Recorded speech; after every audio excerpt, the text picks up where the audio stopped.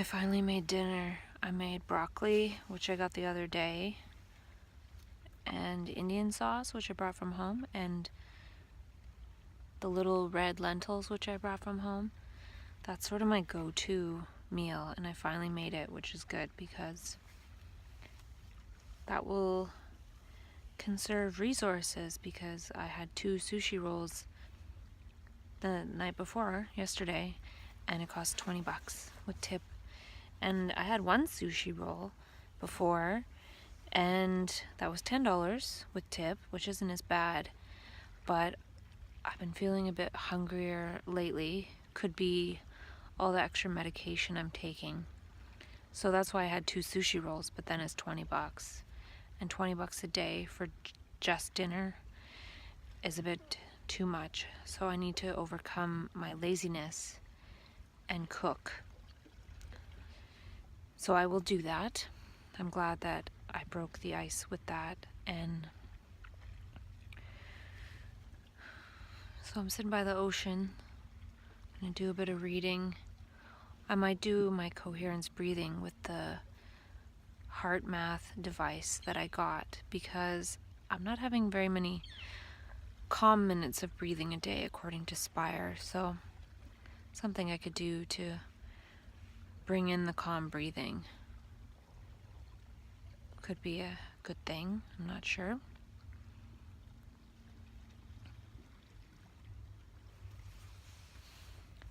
I'm reading a book by Dr. JoeDispenza called Becoming Supernatural. And I'm on a chapter where he's describing how thought and feeling can influence the brain and body. So he's talking about experiments where people were asked to imagine themselves lifting a weight or doing a bicep curl or flexing their bicep as hard as they can every day for 15 minutes for 12 weeks. And I think they found that just by thought alone, they were able to increase their strength by close to 11%. And I have a few things to say about this. One is that if that person was to actually lift a weight for 15 minutes a day for 12 weeks, they probably would have gained a lot more strength than only 11%. And then also, if that person is imagining lifting a weight for 12 weeks, but then doesn't intend to actually lift a weight later on, they've just wasted a bunch of energy building brain cells and neural networks that they're not going to use. And there was another experiment they did where people practiced the piano, like a scale or something, and then other people imagined themselves practicing the piano. And they didn't actually play the piano or move their fingers or anything. And I think they measured in that one like the brain area. So the brain area in the people who imagined had grown just as much than in the people that did the actual thing. But then the thing was that the people who imagined playing the piano, they couldn't play it as well as the people who actually practice it. So they could do it not too bad considering they didn't ever play the piano. But again, had they actually played the piano, actually done the physical action, then that would have been more powerful. So to say that we can think about something and that grows the brain, unless we're hoping to use that, then it's kind of irrelevant. So those people were never intending to play the piano. They just grew their brain for no reason. And the people that played the thing gained the skill more adequately. And now I'm not saying don't imagine anything. I'm just wondering, like, those things that they're doing in those experiments, they're mechanical things. So a bicep curl or playing piano, those are mechanical things. And piano playing has set limits. The notes, bicep curls have set limits. How much you can lift, the motion of the arm is very limited. We can only go like that with our bicep, or like this. So it's pretty limited. So what I'm trying to say is, each moment of every day is not a bicep curl or a scale on the piano. It is so infinite that even if we were to try to imagine something in order to grow certain brain cells, to hope that that might bring that into experience as new, we're still creating a pattern, which is so limited. So for me, I'm on this trip on the island, and had I looked at a map and practiced in my mind where I was going to go, mapped it all out, I wouldn't have done what I've done so far, which is look around, look at the signs. Oh, look, there's a trail there. Oh, blah, blah, blah. And I'd be missing out on what, in touchness with the moment, unfolds as action in my flow of life. I don't even want to call it an experience. Because the book is also talking about the known versus the unknown. If I try to practice something in my brain, I think that I know what the unknown is. And then I'm hoping that what I just practiced in my brain, which I just made known, will happen. Well, it's again a movement of the limited known. So, yeah. And also, I was seeing that what this could be showing in terms of people using the will of thought and emotion to strengthen the brain and thus partly strengthen the body as a result. So, people imagining strengthening their bicep or flexing it as hard as they can, but not flexing it. So they're flexing their bicep in their brain, but not in their body. Now, I think what this points to is how, with every thought we think, it strengthens the self. So, if thinking and imagining flexing my bicep changes my brain, creates neural pathways about flexing the bicep, so that when I do eventually test my strength and compare it, I am a little bit stronger. But I haven't done that. All I've done is an action of thought. And thought thinks it is doing things. So thought is the doer, the will. So what I'm trying to say is, every time we think I am this, they are that, any thought, it's not related to the infinite universe at all. But what it is doing is it's strengthening the brain cells of the self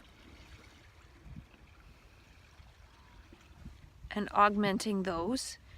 And then if you can imagine that self that strengthens those brain cells, it's actually controlling our muscles. So in the same way, we were able to imagine flexing our bicep, and then after 12 weeks of 15 minutes a day of that, which is just, who would want to do that? It gets a bit stronger. So we're flexing the muscle of the self in our brain every day, all day long, and that has infected and influenced every single one of our muscular movements. And we can't move freely. We're moving in this prison of thought. So to me, the whole willing the bicep to be stronger, thought is the action of will. I want, I desire, I wish, I want to become. all of that infects our whole musculature and makes it so those thoughts are controlling that, just like the will of making the bicep stronger made it stronger. While our biceps are infected with the thoughts of the self, and how we move our bicep is infected by how we're addicted to certain foods and we're shoving things in our face, we're infected by this thought. And the book's talking about, probably better thoughts or thoughts of the unknown in order to bring the unknown. The unknown is right in front of us every single second of every single day. We don't have to think about it or imagine it in order for it to be there. The movement of will is what makes us blind to the now. I'll do this over here, and it's like, whoa, it's all here. It's all right here, right now. So, and we don't see that.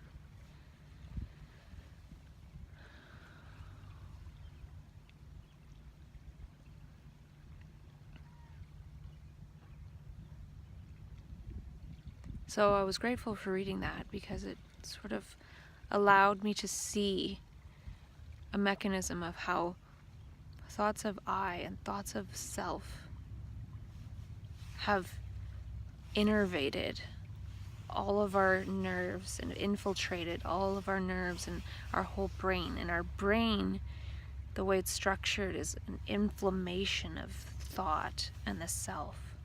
And then how that makes us act towards others. We act as if they're separate from us. Our gestures and how we look. But it's not true. I was kind of seeing that we seem to think that thought is in our head, or that we're in our head, and that I think my thoughts. But I was sort of seeing that it's possible that thought is outside the brain cells. It's not in the brain cells. Like, what's in the brain cells is the biological mechanism, and there's this thought going on sort of outside of the brain cells, but it's giving information. That was the other thing, was that if thought was outside of the brain cells, and this outer environment that I'm in right now is outside of the brain cells, it's outside my head too, it seems. What I'm trying to say is it's all outside. We think of inside and outside in terms of inside me that people can't see is going on. But it's outside the brain cells, possibly. Like a noise. And why I'm saying it's possible that it's outside the brain cells is that the brain cells perceive it. And the brain cells likely don't perceive what's going on in the brain cells, but if something's outside the brain cells, it's possible to perceive it. I don't know if this is true, but I was thinking that could be possibly why the brain can't tell the difference between what we think, or what we think, what we imagine, which is on the inside, in quotes, and what's going on outside. It could be because thought is outside the brain cells. And I remember watching Dr. Bruce Lipton's video, The Biology of Belief, and he was saying that in order for something to be perceived on the outside of a cell, from the outside, to get the signal inside, there has to be a receptor. So I was sort of thinking that the brain cells likely have receptors on them for thought, so brain cells can perceive thought. But it's possible that thought isn't really a property of the brain cells, but it can be perceived by the brain cells, perceived as something outside the brain. So it's giving the brain cells information on how to move this body around, but it's not really coherent because it's moving the body around, the human body around, according to human conditioned structures that have been evolving, not really evolving, but being added to for thousands and thousands of years. So it's like this energy of the machinery of thought that has us acting like human machines in this structure of society, and seeing ourselves as separate from each other because thought has separated itself from the biology. Meaning, there's a self in the brain. Like, there's a bunch of brain cells, obviously, but we also think there's a self in there. Like some kind of energy of some kind of entity perceiving. But it could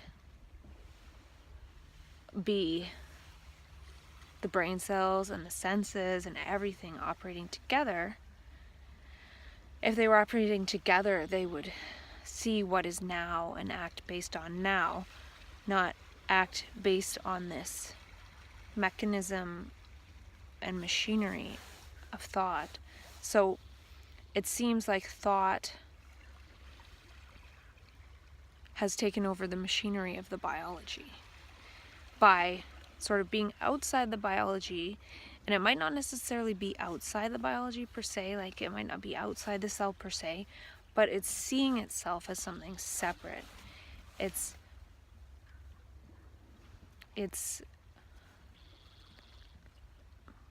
the brain cells can't clearly see because there's this thought going on in amongst the brain cells, and the brain cells are perceiving that or processing that and trying to use that to help move about in this world. But the trouble is that we've assumed that they are my thoughts. We think there's a me there that thinks thoughts and that they're mine.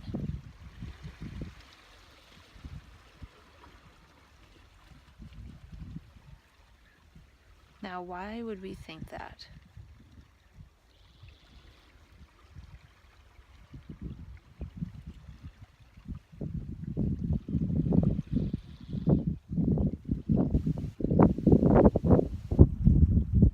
I'm not sure.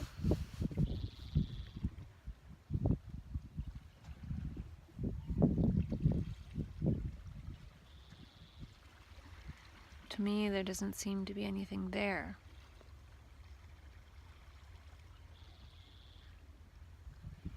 So the other thing about when I had that insight about how it's possible that thought is outside the brain cells, a cell is a unit of life. So what the cells perceive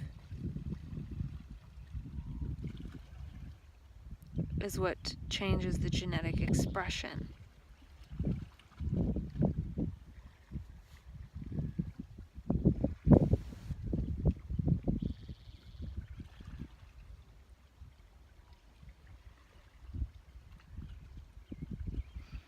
Now,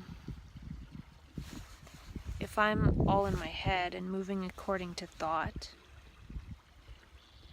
then I'm sort of dragging my body along, and the body is getting weaker.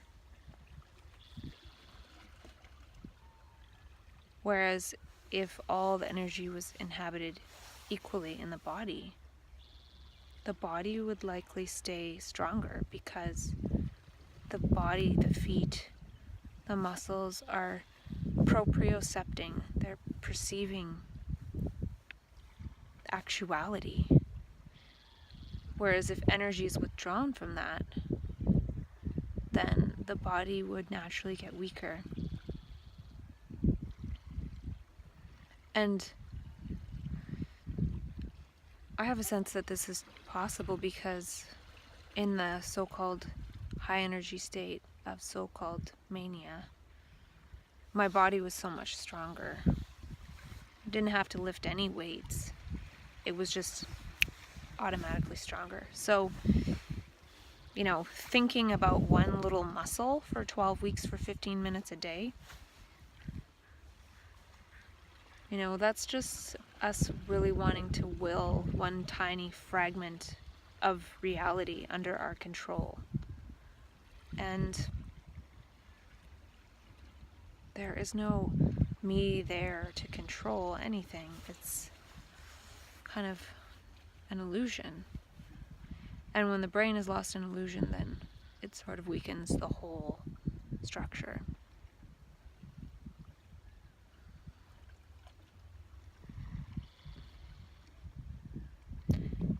And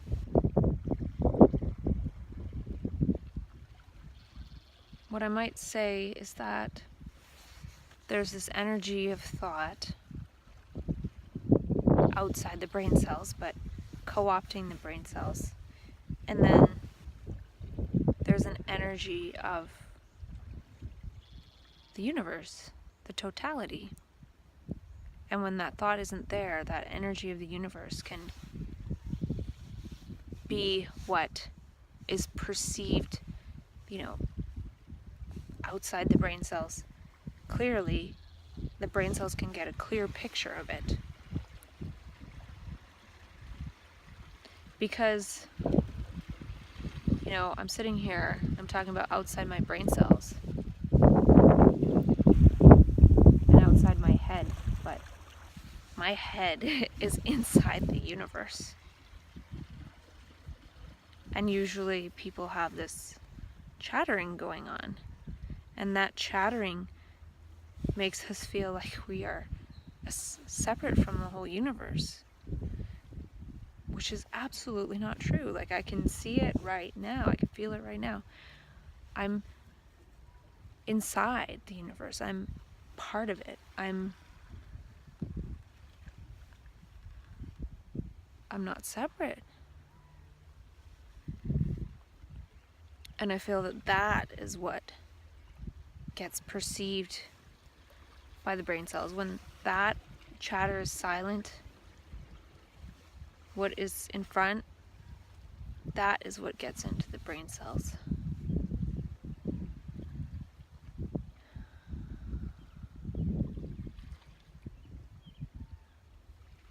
Because it's all around, and then the brain seeing what is creates a clear picture of it for perception to see.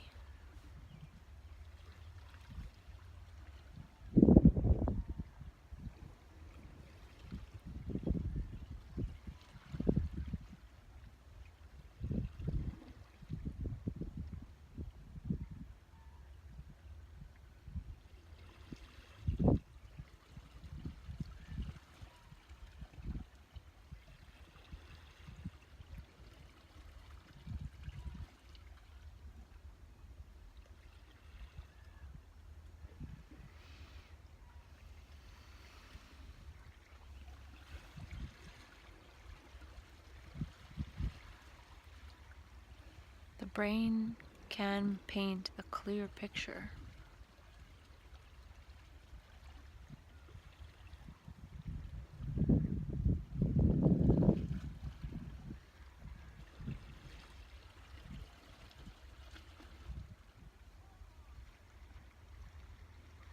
It's possible we partly think we're separate because we don't have eyes on the back of our head. We feel like we're looking at a movie screen. We don't see that we are the screen, the projector, the light, everything.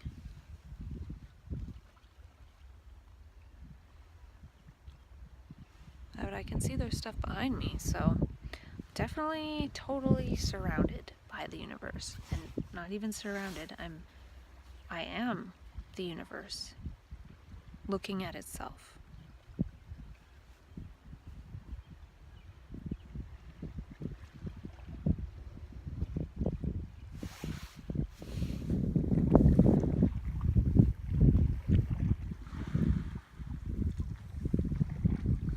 This is a cool little spot that I found by climbing down these rocks.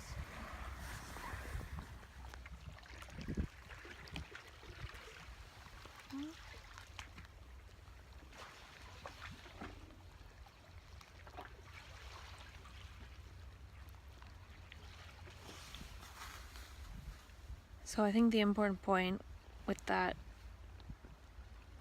Dr. JoeDispenza stuff is that we place too much emphasis on creating patterns in our brain in order to move about the world. No amount of me imagining going to the Galapagos Islands is going to get me there. I need to go online, book a flight, and I'll get there a lot quicker if I go online and book a flight and reservations for accommodations or whatever than I will if I sit there and imagine it. And also, imagining something that isn't there sets up a conflict in the brain. So I don't want to be where I am.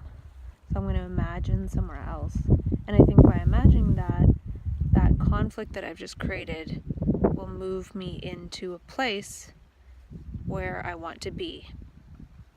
But it's a trick because even if I were where I thought I wanted to be, as soon as I got there, I'd be creating the next conflict. So moving about in that way doesn't work, because if we're at a conflict within, then that is what manifests without. The world appears as moving according to conflict. When right now I'm sitting by the ocean on the rocks and watching the water, I don't really see any conflict here. But in human structures, we think that that's how we need to move, is by being in conflict inwardly, setting up two forces within when there's not even one force within. There's not a self there. There's not a self thinking about itself. There's not a self thinking. But the self thinking, its thinking, is what is conflict. And no amount of that is going to create peace or for us to see that we're one with life itself. So, one with life itself doesn't imply being in conflict with life. But we think we're going to get to some ultimate place by creating conflict.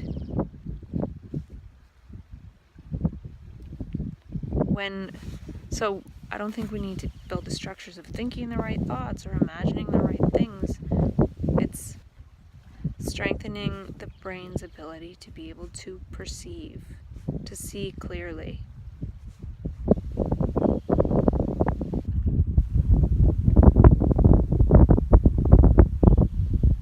And one cannot see clearly if the brain is full of thoughts. Because if the brain cells are busy perceiving thoughts which aren't related to actuality, then it can't see clearly. It's wasting energy on that. And that inner conflict would manifest as stress and cortisol. And I just read in his book that stress, cortisol, that releasing cortisol makes the body gather so much energy to move because it's in danger or something. But we're not seeing that thought itself is the danger. So by thinking. Thinking is fear, and then we think that we're in danger when the self is the danger. Feeling separate from actuality is the only danger.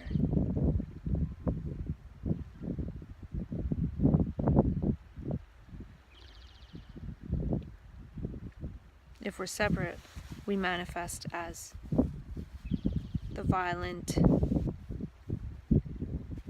etc.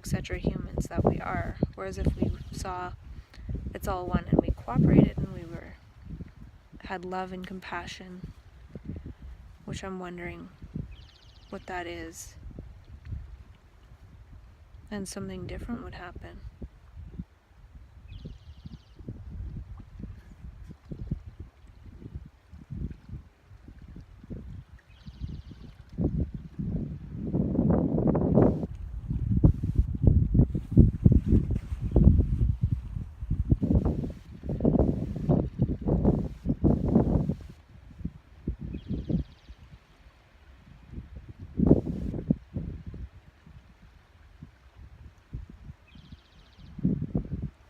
And I think that's part of the problem of mania, is that part of the energy is love and compassion and care,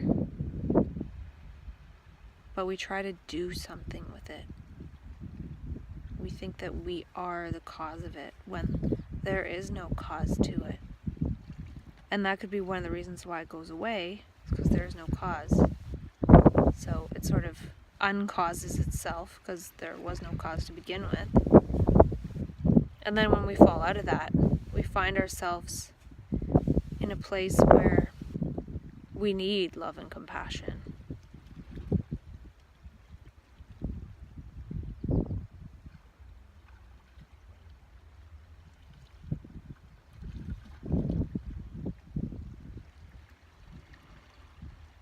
It's like we put that energy into doing something with it, so then it comes back to us as we thought we were the cause of it, moving outwardly and giving it, and then we end up in a scenario like a psych ward where we need love and compassion from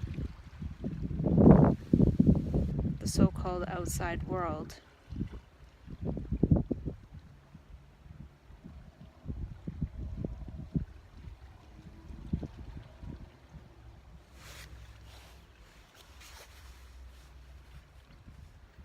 If society was designed based on that, we wouldn't end up in psych wards.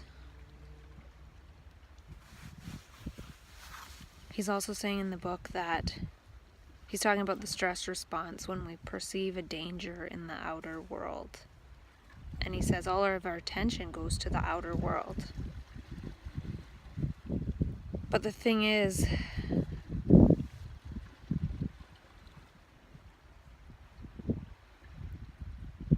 usually what we perceive as danger isn't there at all. So we feel it as a threat to the self, but we're not in physical danger. So our attention is on the outer world of the self. So this also might be how the brain is tricked into feeling like there's something going on in the outer world. If the self, if the psychological structure, if thought, which gives the sense of I'm thinking, if that's outside the brain cells. So if thought revs up, then we think something's happening in the outside world, but it's happening in thought. So to say that we put our attention on the outside world, if we really put our attention on the outside world, we'd see that we live in an affluent society where we have way more than 90% of the world. And the rest of the world maybe could feel a little bit like they're in danger, but we aren't. Maybe psychologically, if we can be hurt psychologically, but physically, that's usually not the case, though there are some instances where we're physically in danger.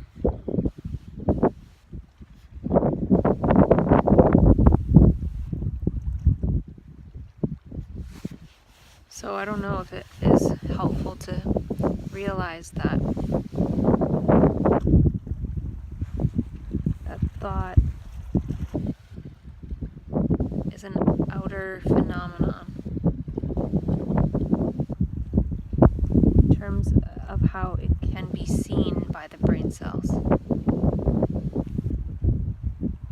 brain cells could be producing it via how thought epigenetically creates the machinery and the proteins in order to ensure its own survival. So it looks like thought has hijacked the genetics to ensure the survival of thought. And then those genetics are what are moving the whole body. Like if thought is moving a cell receptor, or if it's moving the machinery of the cell in any way to produce proteins, those proteins are signaling molecules, are signaling how our whole body should move. One thought hijacks the whole thing. The DNA, all of it.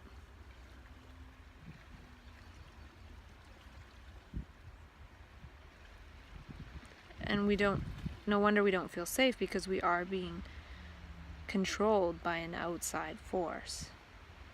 It's not the flowering of perception from within. It's a force that's been going on for thousands of years.